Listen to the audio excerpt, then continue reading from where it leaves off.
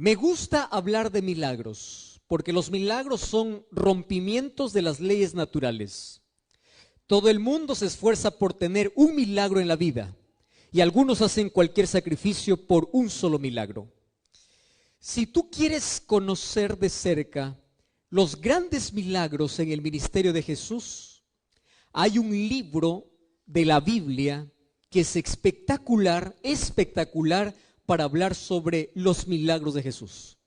Me encantan los milagros de Jesús, uno porque ni uno se repite. Una vez encontró a un paralítico y lo sanó de un modo, a un ciego lo sanó de otro modo. Cada milagro en la vida es irrepetible. Y el mayor milagro que todos recibimos todos los días y el cual ignoramos es el milagro de la vida. Todos tenemos 24 horas, todos tenemos el mismo tiempo, todos disfrutamos oportunidades. Dios hace milagros, Dios no se cansa de hacer milagros. Si hay alguien que es especialista en milagros es Dios. Por eso cuando tú busques un milagro, no vayas al horóscopo, no vayas al astrólogo, no vayas al adivino, no vayas al hechicero, no vayas a una cruz, no vayas a una escultura. Si tú quieres un milagro, anda a Jesús, porque Él es especialista en hacer milagros. Y el libro de Juan me encanta porque narra el ministerio de Jesús en 7 grandes milagros. Es el único evangelio que se separa un poco de la narrativa de los otros, donde hablan sobre las enseñanzas. Juan también lo tiene. Habla de las parábolas, Juan también tiene algunas, pero el ministerio de Cristo es narrado de una forma espectacular y milagrosa en 7 milagros en el libro de Juan. Y de esos 7 milagros, el último milagro de todos está narrado en el capítulo 11. Tanto así que los teólogos especialistas dicen que es conocido como el mayor milagro de Jesús, es decir, el milagro más grande de Jesús. Probablemente tú ya recuerdas algún milagro, curación, recuerdas el milagro de la curación del cojo, del paralítico, del ciego. Jesús hace milagros, pero hay un milagro que es espectacular por el trasfondo de la historia. Tanto así que un capítulo de la Biblia entero está dedicado solamente para hablar de ese milagro. Y para levantarte más curiosidad todavía, este último milagro, a pesar de que fue el más asombroso, el más espectacular, el más grande, dividió a la gente en 2 grupos. Y la historia comienza de una manera muy familiar. Tú sabes que el primer milagro de Jesús, narrado en Juan, lo hizo en un matrimonio, en las bodas de Caná. Y el último milagro asombroso de Jesús ocurrió también con una familia. Para que veas lo interesante que es para Dios la familia. Solo que este último milagro ocurre en una circunstancia no muy confortable. Vamos a la historia. Todos nosotros siempre tenemos un lugar donde nos sentimos confortables, nos sentimos bien. A veces puede ser la casa de un amigo. Hay tanta proximidad, hay tanta confianza, que cada vez que llegas, tú sientes paz, sientes tranquilidad. No sientes que estás en casa de un extraño, sientes que estás en tu propia casa, ¿verdad? El amigo no pregunta qué hay en la refrigeradora, va a averiguarlo qué cosa hay. El amigo cuando llega no pide a veces ni siquiera permiso, llega el momento que él quiere, porque es amigo.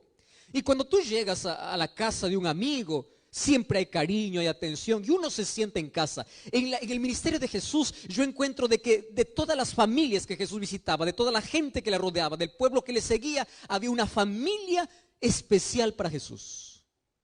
Y esa familia estaba conformada por 3 personas. El primero de ellos, era Lázaro, el segundo era Marta y el tercero era María. La historia dice que eran 3 hermanos. Tanto así que la Biblia menciona que Jesús amaba a esta familia. No quiere decir que Jesús no amaba a los demás. Lo que está diciendo Jesús es que Jesús se sentía tan bien llegando a aquella aldea donde estaba la familia de Lázaro, que era la aldea de Betania. Y cada vez que Jesús pasaba por esos lugares, no había manera de poder pasar sin posar, sin poder estar en la casa de esta familia. Sin embargo, mientras estemos en esta tierra, la tragedia llega para todos. ¿Es así o no? Llega para aquel que es bueno, llega para aquel que es malo, llega para aquel que es seguidor de Jesús, llega para aquel que no es seguidor de Jesús, llega para el culpable, llega para el inocente, llega para el joven, llega para el adulto, llega para todos. El pecado hizo que todos podamos experimentar algo que a nadie nos gusta, y es sufrimiento, porque no fuimos creados para sufrir. Y un día la enfermedad tocó la puerta de Lázaro, y quien salió a abrir la puerta fue el mismo Lázaro. Él enfermó. Ahora, yo me quedo pensando en la historia.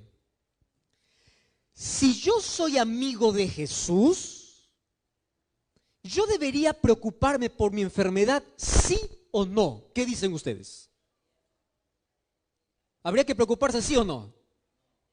Esa es la respuesta, ¿verdad? Si Jesús hace tanto milagro, si Jesús tiene tanto poder para hacer tanta maravilla, si yo soy amigo de Jesús y yo estoy enfermo, la reacción natural es: me preocupo. Porque yo tengo la solución, yo tengo a dónde ir, yo tengo a dónde correr, yo sé quién puede hacer ese milagro. Esa es la reacción normal. Sin embargo, la historia dice diferente. La historia dice que Lázaro cayó enfermo, Marta y María. Yo no sé si acabaron todos los recursos, pero una de las cosas que todos los seres humanos tenemos en común es lo siguiente: buscamos a Jesús cuando todos los recursos humanos se han terminado. Y eso es una de las cosas extrañas que nos une a todos los seres humanos. Tienes a Dios, sabes que Él es poderoso, pero cuando te viene la tragedia, cuando te viene el mal, primero solucionas con tus manos. Y cuando ya no resulta con tus manos, ahora sí te acuerdas que tienes Dios. En la mayoría por lo menos ocurre eso. No fue diferente para esta familia. Tanto así que cuando Lázaro estaba gravemente, es decir, estaba en agonía, es decir, los diagnósticos del tiempo le habían dicho: ya no hay más solución. Allí esta familia envía un mensajero para Jesús y le dice así a Jesús. Ojo lo que dice Jesús: tu amigo Lázaro. Hoy vamos a leer el texto. El hombre o la familia al que tú amas está enfermo. Vamos a leer el texto. Vamos a Juan capítulo 11. Miren lo que dice, versículo 3. Juan 11:3. Dice así: mandaron las hermanas de Lázaro a decir a Jesús: Señor, está enfermo aquel a quien tú amas. Yo quiero que guarden esta expresión en su cabeza. ¿Quién enfermó? A quien Jesús amaba. Vamos al versículo 4. Al recibir la noticia, dice Jesús: esta enfermedad no es para muerte. Wow. Y dice así: es para la gloria de Dios. Guarden esa segunda expresión. La primera es el hombre a quien tú amas. Segunda expresión, gloria de Dios. Y el versículo 5 dice: Jesús amaba a Marta, a su hermana y Lázaro. No cierren todavía el capítulo. Vamos unos textos más abajo. Versículo 14. Entonces Jesús les dice a los discípulos, después de 2 días, Lázaro ha muerto.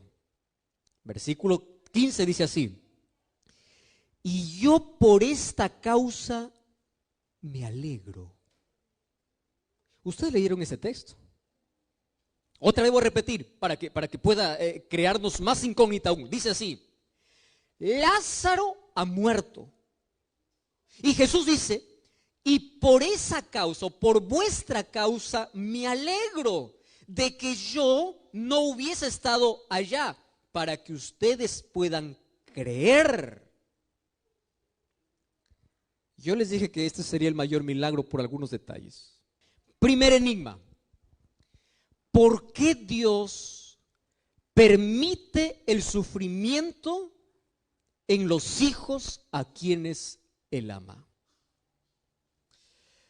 Hace algún tiempo yo recibí una de las cartas o de los mensajes más extraordinarios, bien redactado, en la página que yo tengo de Facebook.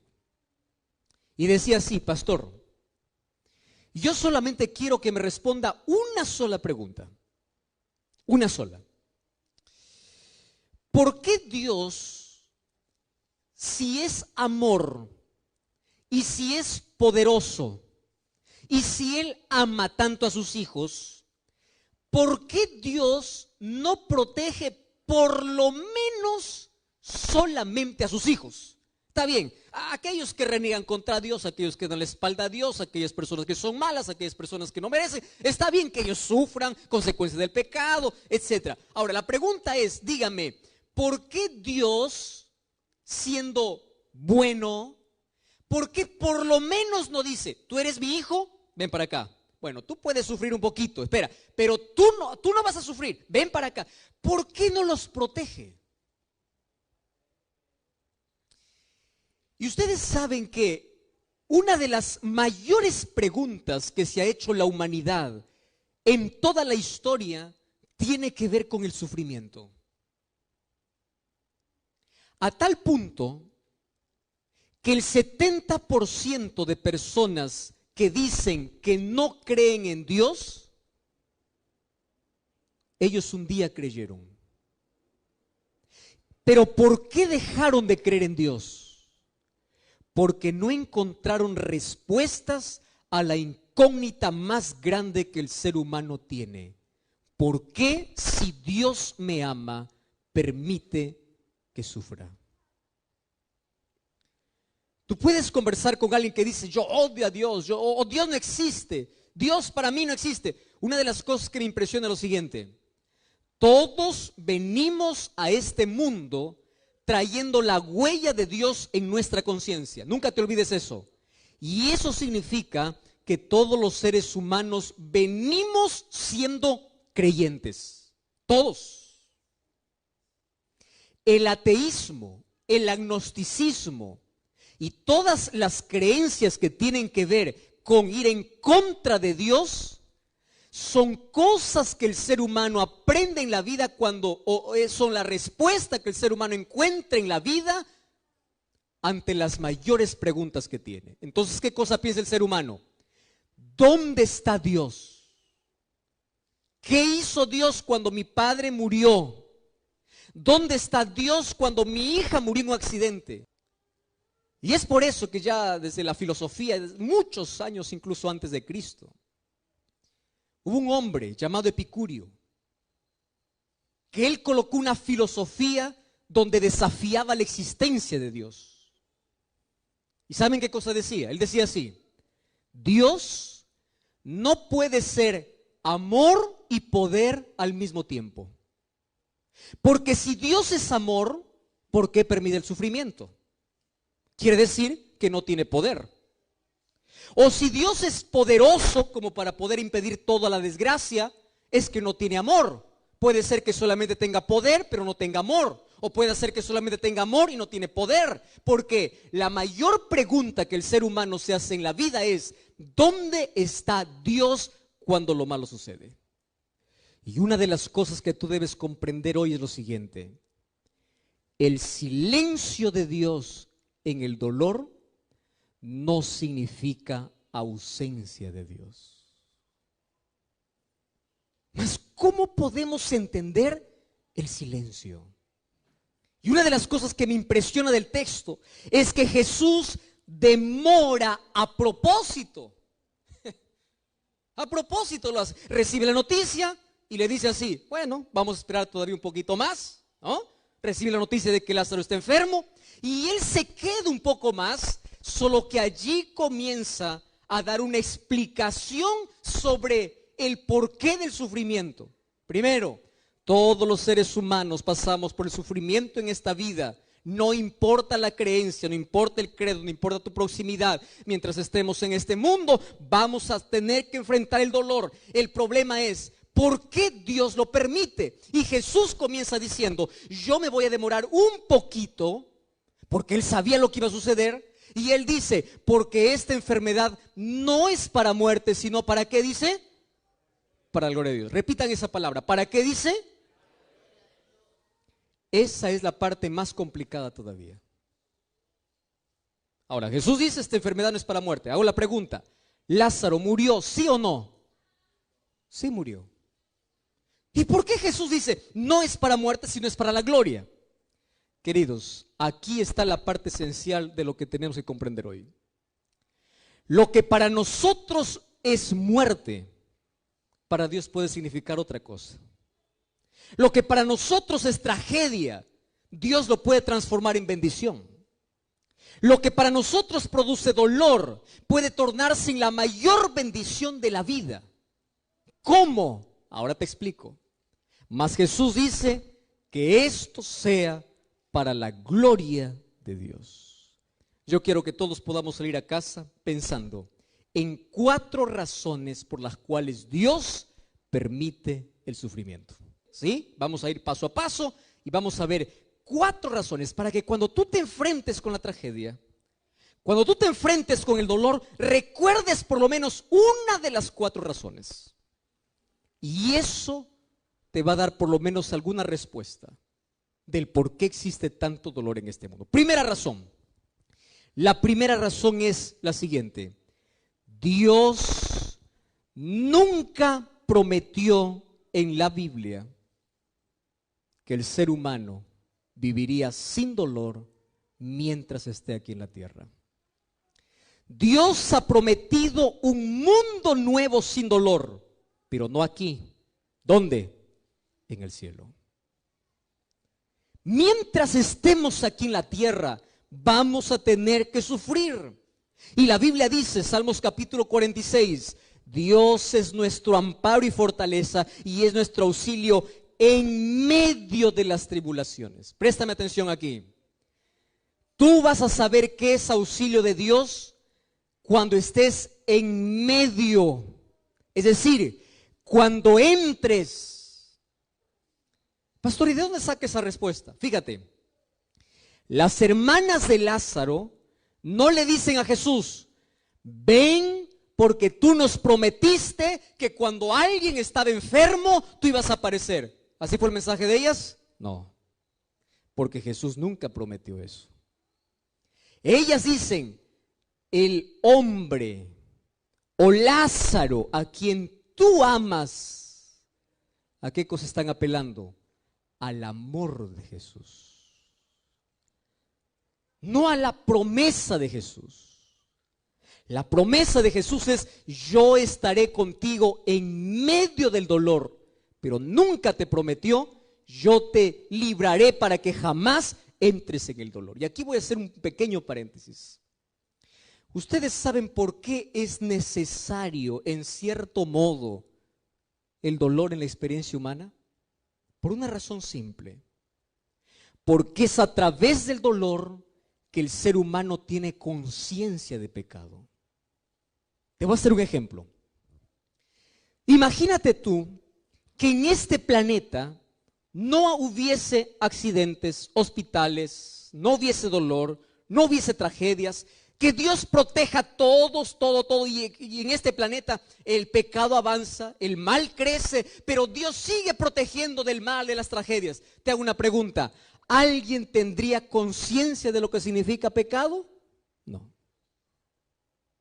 ¿Cuándo es que nosotros anhelamos que Cristo regrese pronto? Cuando pasamos por el dolor. ¿Cuándo es que el ser humano se aferra a Cristo? Cuando pasa por un momento de dolor. De alguna manera despierta en nuestra mente la conciencia de una búsqueda hacia Dios. Y lo primero que entendemos es, en medio del dolor recuerda, Dios nunca te prometió librarte, pero sí te prometió acompañarte en medio de tus lágrimas. Y aquí está la diferencia de sufrir con Dios y sufrir sin Dios, que es grande la diferencia. Segunda razón, Jesús dice que esta enfermedad es para la gloria de Dios. Queridos, los mayores milagros que tú vas a ver en la Biblia fueron hechos en la mayor oscuridad de dolor. Cuando Dios abrió el mar para que los hijos, el pueblo de Israel, pasen seco, cuando estaban en el dolor. Te explico. Ellos llegaron allí frente al Mar Rojo. Los egipcios estaban detrás. El mar estaba delante. Montañas estaban para otro lado. Ellos estaban acorralados. Y es allí donde nacen los milagros. Todos los milagros nacen en las mayores crisis del ser humano.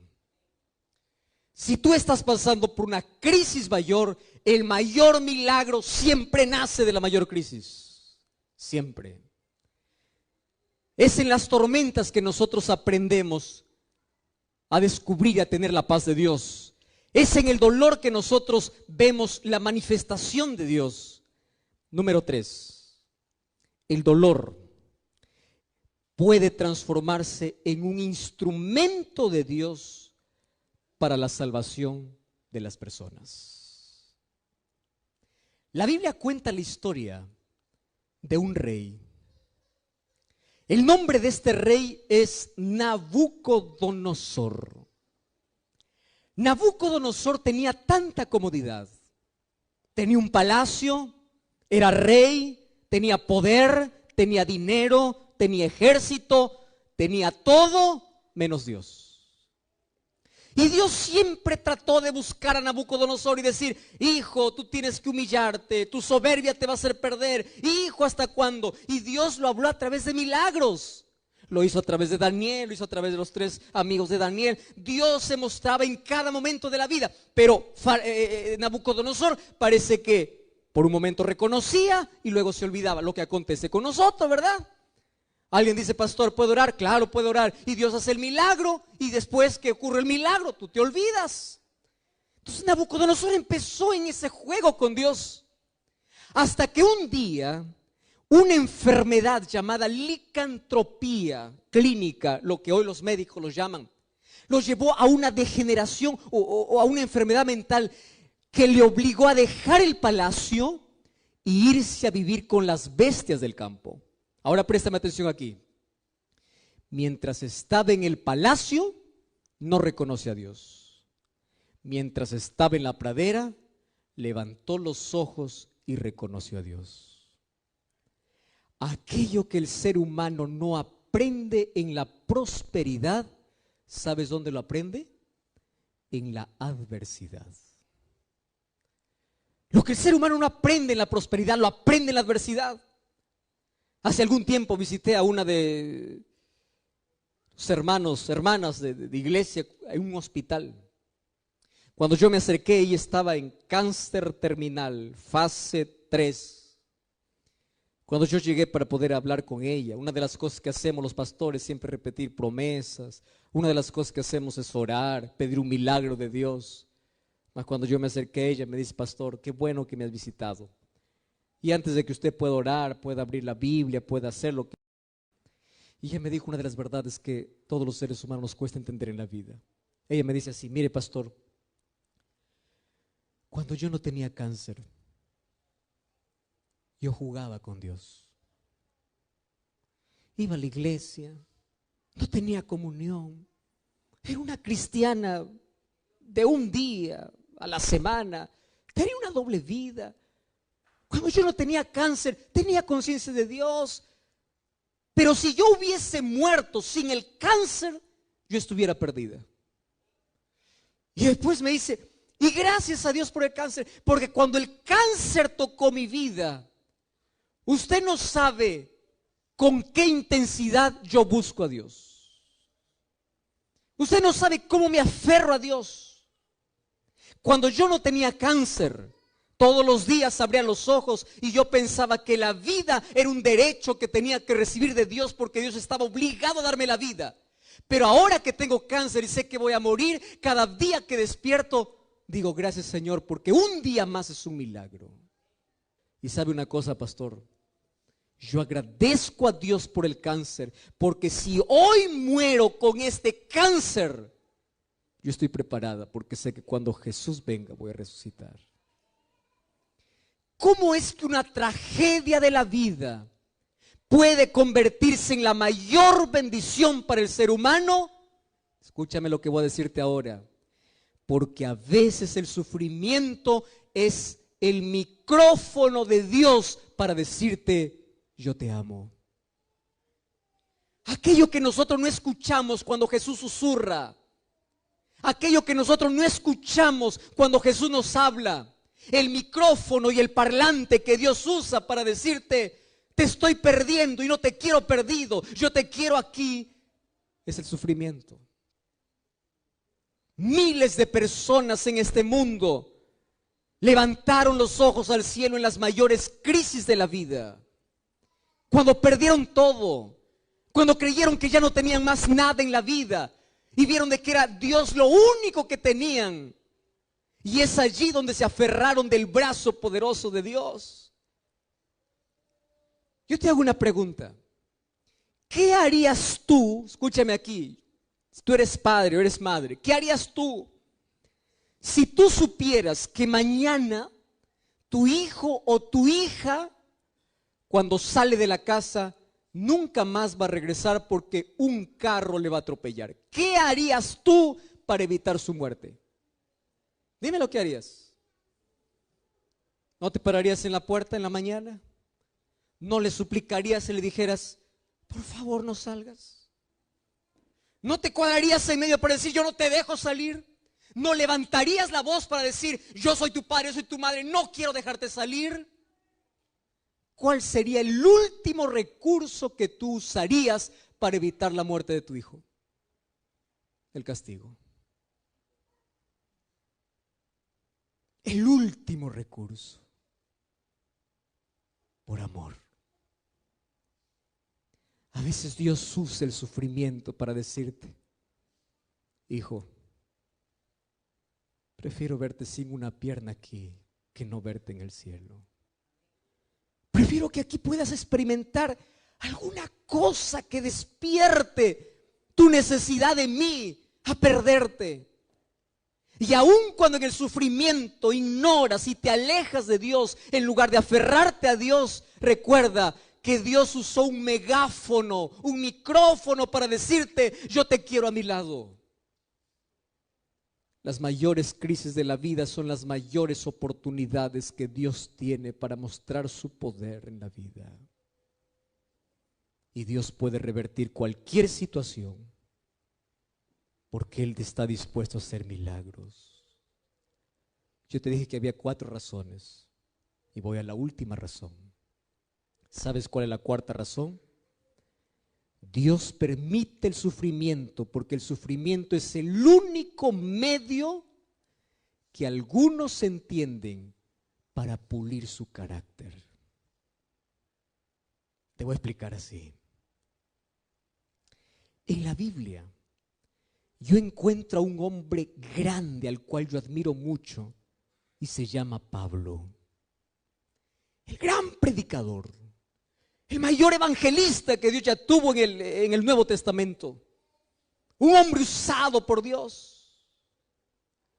Un día, cuando yo voy al libro de 2 de Corintios, fíjate lo que dice 2 de Corintios capítulo 12, versículo 7. Mira lo que dice aquí. 2 de Corintios 12, 7. Dice así, y para que no me ensoberbezca con la grandeza de las revelaciones, Dios me puso una espina en la carne, un mensajero de Satanás, para que me abofetee a fin de que yo no me exalte. Versículo 8. Por esta causa he pedido 3 veces a Dios que quite esa espina de mi carne. Pero Él me dice, bástate mi gracia, porque mi poder se perfecciona en la debilidad. De buena voluntad, Él dice, yo me gloriaré en el dolor.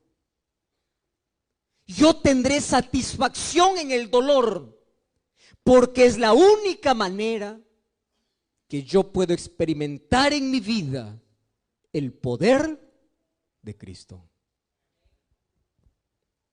Escúchame aquí. A veces Dios usa el dolor para pulir nuestro carácter y ser más semejantes a Él. ¿Por qué Dios no le quitó el dolor de la vida de uno de los mayores apóstoles que tuvo la iglesia? Porque Dios sabía que si le quitaba, Él perdería el poder de Dios. ¿Sabes cuándo tenemos más poder? Cuando aprendemos a depender de Dios. ¿Y sabes cuándo aprendemos a depender de Dios? Cuando la noche llega a nuestra vida. Yo escuché hace algún tiempo una ilustración muy interesante. El dolor es como el fuego para pulir el carácter. Y él decía así: existen dos tipos de personas en este mundo. Unos que son como el oro y otros que son como madera seca. Ayúdame aquí. Cuando pones la madera seca en el fuego, ¿qué sucede con la madera? Se hace ceniza. Y cuando tú colocas el oro en el fuego, ¿qué cosa hace?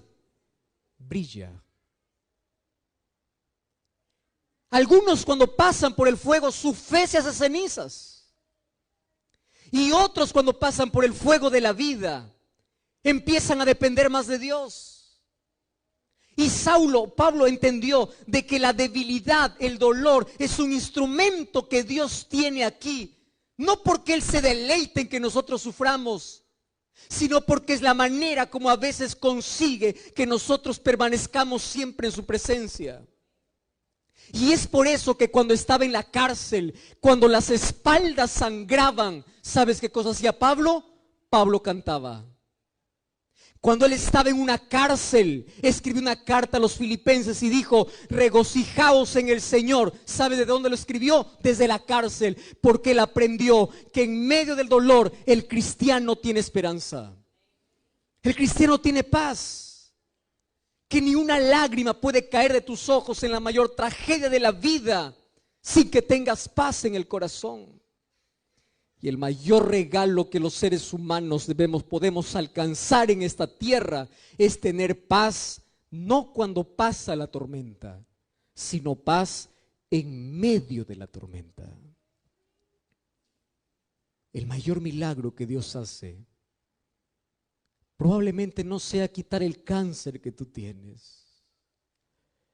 El mayor milagro que Dios hace probablemente no sea darte el empleo que tú quieres.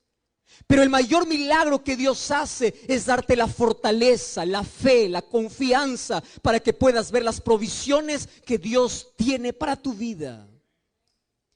El mayor milagro que hoy puede hacer Dios probablemente no sea quitar el cáncer de tu vida, pero sí transformar tu corazón.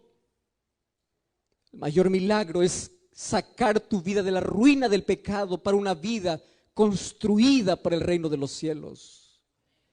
El mayor milagro que Jesús hace probablemente no sea quitarte la carga de tus hombros, pero sí darte la fuerza necesaria para continuar en la vida. El mayor regalo que Jesús hace en un mundo lleno de dolor es que tú no puedes perder la paz en el corazón, porque esa paz es producida por la esperanza que Jesús coloca allí. Paz. ¿Cuánto daría la gente por un poco de paz? ¿Cuánta gente tiene el mejor colchón para dormir, pero tiene noches enteras de insomnio? ¿Cuántas personas tienen la casa llena de comodidades, pero tienen el corazón vacío? ¿Cuántas personas tienen todo para ser feliz, pero buscan la muerte? ¿Sabes por qué? Porque lo único que les falta es paz. Hace algún tiempo escuché una historia. Miguel era un niño que tenía 10 años de edad. Junto a la mamá todos los sábados iba para la iglesia. Cantaba, adoraba a Dios, se preparaba para ser un líder. Solo que el papá de Miguel nunca quiso acompañar a su hijo y a su esposa a la iglesia. Nunca. Toda la vida se resistió. Siempre dijo: yo nunca pisaré esa iglesia. Y así era difícil. Un día, mientras Miguel está regresando para casa, mientras está jugando, él está con el pie descalzo y siente que hay un dolor allí en el pie. Cuando él descubre, un vidrio había cortado parte de la planta del pie. Por miedo al castigo, solamente intentó solucionar la herida con agua, contó para su mamá. El papá no lo podía contar porque el papá era violento. Y ambos empezaron a tratar de curar la herida, curar la herida, curar la herida, y no curaba. Un día fueron para el médico y el médico les dice: demasiado tarde. Esta herida que ustedes han intentado curar está con tanta infección, tiene gangrena. Y la única alternativa que ustedes quieren o que ustedes tienen para que Miguel pueda seguir viviendo es que tenemos que cortarle la pierna. ¿Cómo decirle al papá? O esta mujer, ¿cómo decirle al esposo esa noticia? Fueron para la iglesia. La madre se levantó y pidió para todos: por favor, oren por Miguel. Y toda la iglesia empezó a hacer grupos de oración. Vamos a orar, vamos a orar. Y todos oraban, el pastor oraba, líderes oraban, la iglesia oraba, todo el mundo oraba. Y un día el papá se enteró. Y cuando el papá se enteró, empezó a castigar a la esposa. Incluso empezó a castigar al hijo, porque uno cuando está en la ignorancia y en la oscuridad es capaz de arruinar las cosas en lugar de solucionar. Pero cuando vio la seriedad del asunto, el padre se fue al cuarto y por primera vez se arrodilló y dijo así para Dios: Dios, si realmente tú existes, quiero que hagas un milagro. No quiero que mi hijo pueda caminar sin una pierna. Si tú existes, quiero que lo cures.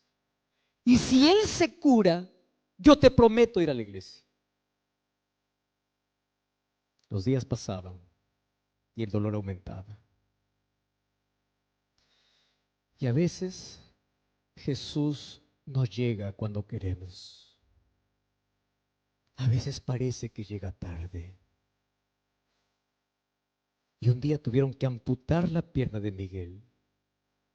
Solo que cuando estaban haciendo los análisis para amputar la pierna, descubrieron que Miguel tenía diabetes.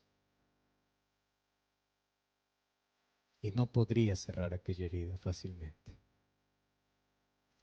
La desesperación empezó a entrar en toda la familia. Y la iglesia continuaba orando: Señor, haz un milagro.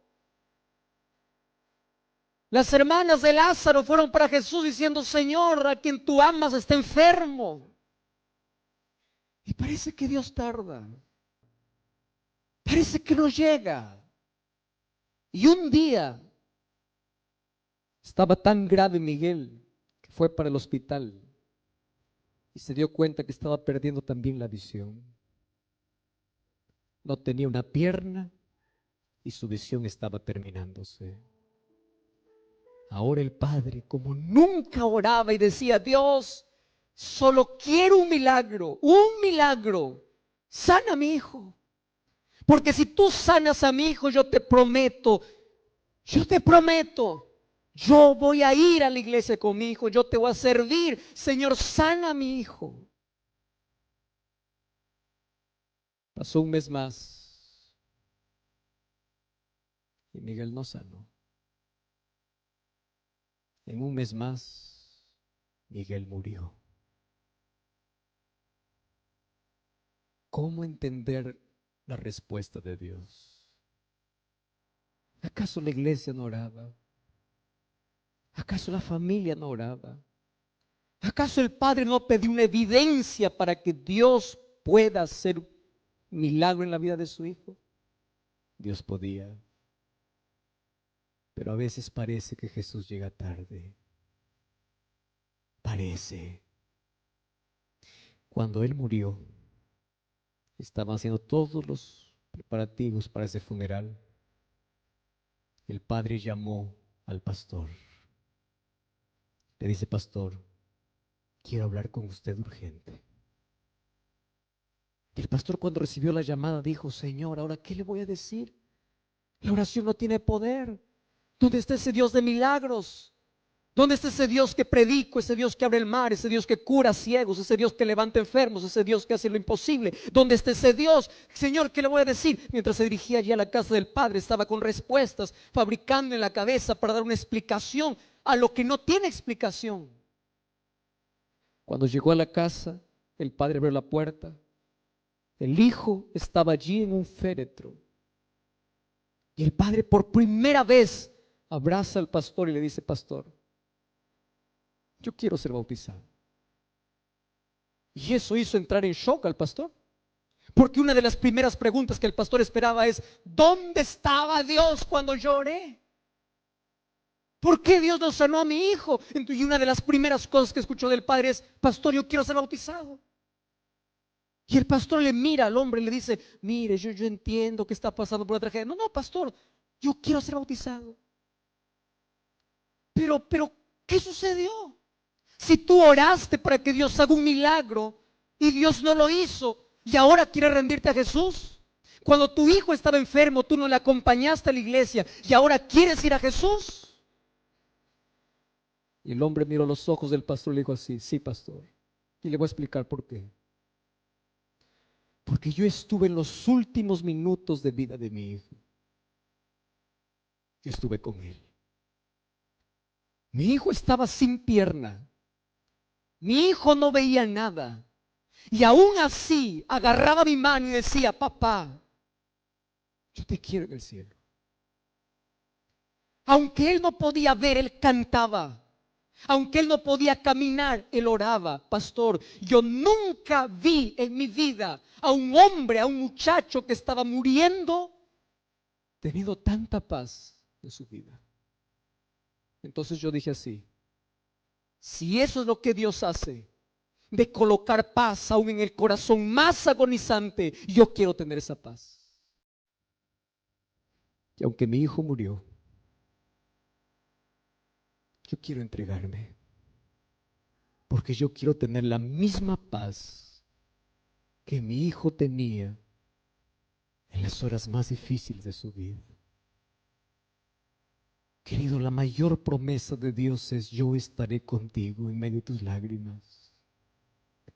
Aun cuando no tengas todas las respuestas, confía en aquel que sabe todas tus preguntas. Aun cuando la noche sea más oscura en la vida, aun cuando Jesús parece que demora en venir, no te desesperes, porque el mayor milagro está a punto de acontecer. Si los milagros no vienen como tú quieres, es porque Dios tiene un milagro mayor para ti. Dios no sanó a Lázaro porque tuvo un mejor milagro, el milagro de la resurrección. Puede ser de que Dios no pueda cumplir tus deseos hoy como tú quieres, pero Dios hoy puede cambiar tu vida. Y eso es el mayor milagro que puede hacer, de salvarte del pecado para una eternidad con Jesús.